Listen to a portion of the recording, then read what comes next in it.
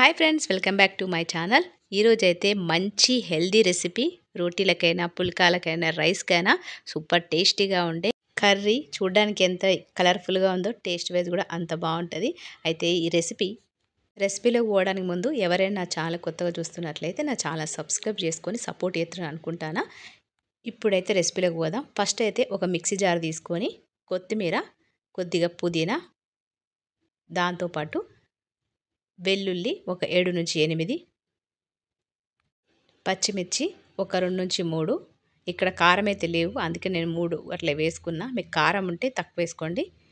దాంతోపాటు పెరుగు ఒక 2 టేబుల్ స్పూన్ల పెరుగు వేసుకొని మనమైతే ఇది మంచిగా మెత్తగా మిక్సీ పట్టేసుకుందాం. ఈ రెసిపీ అయితే చాలా సింపుల్గా అయిపోతుంది. అంతేకాకుండా రోటీలకైనా పుల్కాలకైనా సూపర్గా ఉంటుంది. ఒక్కసారి ట్రై చేయండి. ఇక్కడైతే మిక్సీ అయితే మంచిగా పట్టేసుకున్నాం.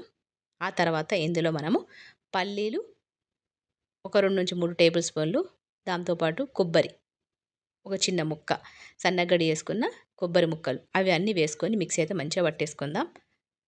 ఇక్కడైతే నేను కాబూలి శనగలు, పొటాటోస్ అయితే ముందుగానే బాయిల్ చేసి పెట్టేసుకున్నా.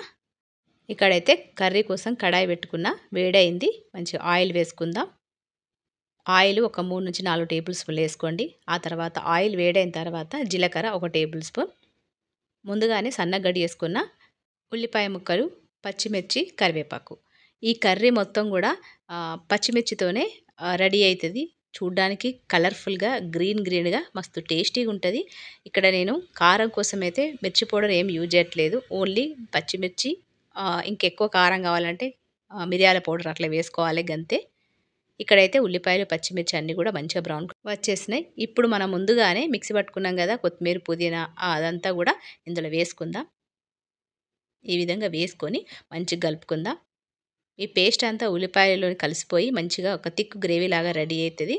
ఆయిల్ అంతా కొద్దిగా మీదికి వచ్చే వరకు, ఇందులో పచ్చివాసన పోయే వరకు 2 నుంచి 3 నిమిషాలు అయితే మంచిగా కలుపుకుందాం.